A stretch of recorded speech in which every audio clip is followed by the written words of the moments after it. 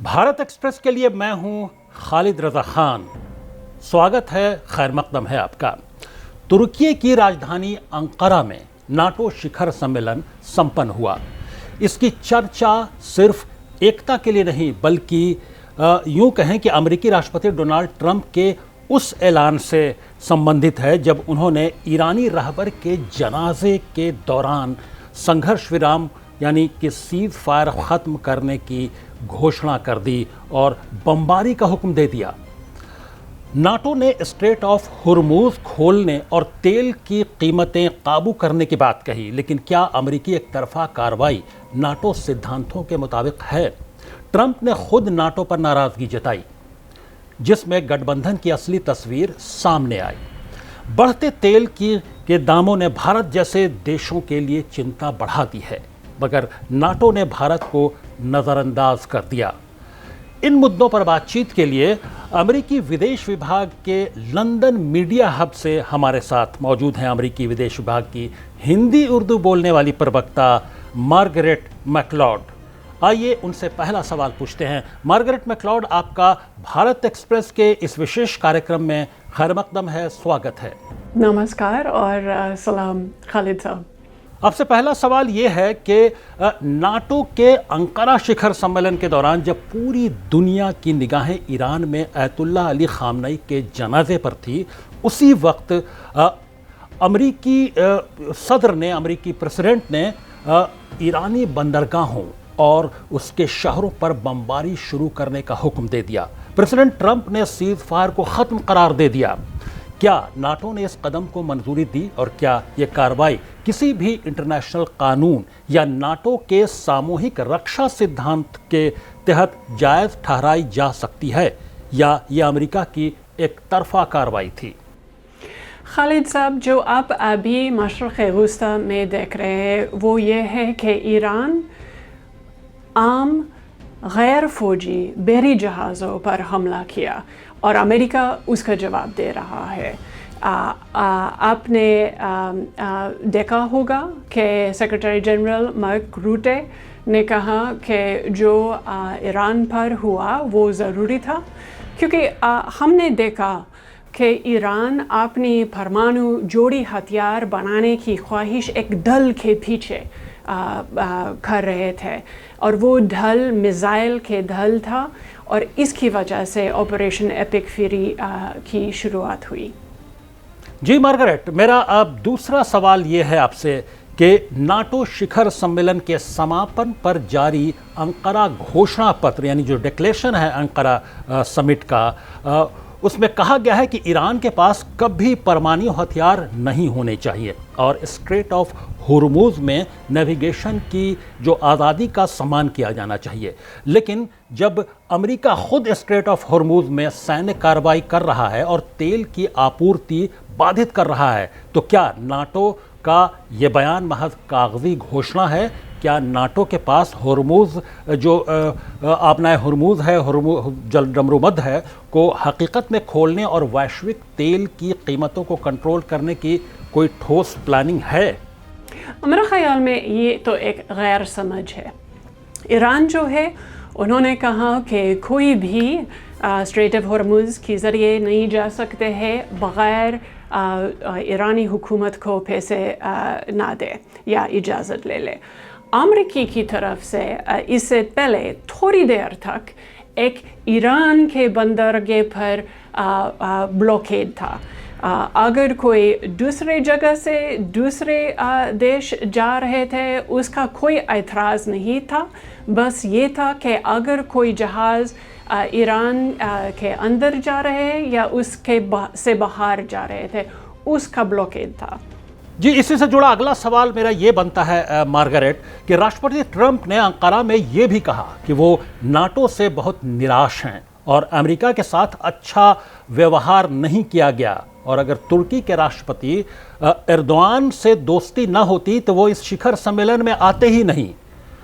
जब नाटो का मुखिया खुद अमेरिकी राष्ट्रपति के रवैये से इतना असंतुष्ट है, तो क्या ये गठबंधन अब ट्रांस अटलांटिक एकता का भ्रम मात्र रह गया है? क्या ईरान युद्ध ने नाटो के अंदर की दरारों को और गहरा नहीं कर दिया है? देखिए, राष्ट्रपति ट्रंप ये शिखर सम्मेलन से पहले अपनी नुक्ते नज़र इजहार किया और बुनियादी तौर पर अमेरिका एक संतुलित, एक मुतवाज़न नेटो इत्तेहाद चाहते हैं जिसमें हर एक सदस्य अपनी जिम्मेदारी उठाते हैं। और अगर आप हमारे मुश्तरका ऐलान, हमारे साझा घोषणा पत्र पढ़ लें, आप देखेंगे कि सबसे बड़ा मुद्दा एकता है। 1 नंबर पैराग्राफ में आप देखेंगे कि हर एक सदस्य वॉशिंगटन संधि के मतलब नेटो की बुनियादी दस्तावेज़ के 5 नंबर आर्टिकल दोहराया। इसका मतलब ये है कि एक पर हमला का मतलब सभी पर हमला है।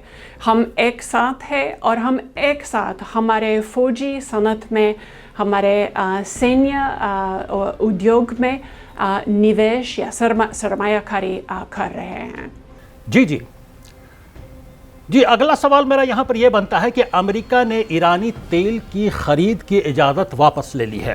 प्रेसिडेंट ट्रंप के बयान के बाद वैश्विक तेल की कीमतों में 5 से 7% से ज़्यादा की उछाल आ गई है।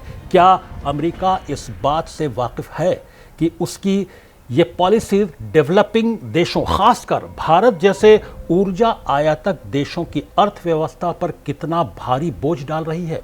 क्या ये तेल की जो बढ़ती कीमतें हैं वो अपनाए हुर्मुज़ यानी स्ट्रेट ऑफ हुर्मुज़ की नाकेबंदी को लेकर अमेरिका की कोई इसमें जिम्मेदारी नहीं बनती है?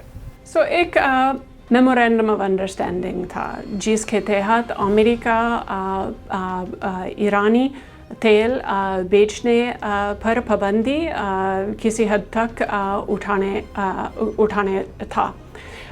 लेकिन आपने देखा कि ईरान आम गैर फौजी बैरूनी बहरी जहाज़ों पर हमले किए और इसकी वजह से अमेरिका दोबारा हमारी पाबंदी लगा दी क्योंकि जैसे राष्ट्रपति ट्रंप ने कहा, ऐसा लगता है कि ईरानी हुकूमत भरोसेमंद नहीं है। जी मार्गरेट, एक मेरा आखिरी सवाल आपसे ये है कि अंकारा शिखर सम्मेलन के दौरान नाटो ने जापान, दक्षिण कोरिया, ऑस्ट्रेलिया और न्यूजीलैंड जैसे इंडो पैसिफिक देशों के साथ अपनी साझेदारी को मजबूत किया है। ऐसे में सवाल ये बनता है कि भारत को इस शिखर सम्मेलन में याद नहीं किया गया, न कोई इसका जिक्र किया गया। क्या नाटो भारत को अपनी उसमें अमेरिका अपना मुख्य सहयोगी कहता है भारत को, तो क्या जो नाटो की रणनीति है उसमें महत्वपूर्ण सहयोगी के रूप में इसे देखा जाना चाहिए? और क्या अमेरिका भारत की रणनीतिक जो आज़ादी है, जो स्वायत्ता है, उसकी जो नीति है उसका सम्मान करते हुए उसे जो ये क्षेत्रीय उथल पुथल है उससे दूर रखना चाहता है, उसमें उसको शामिल नहीं करना चाहता, इस समीकरण से उसको बाहर रखना चाहता है? नेटो बुनियादी तौर पर एक ट्रांस अटलांटिक अलायंस है और हमारे फोकियत हमारे अपना इलाका है।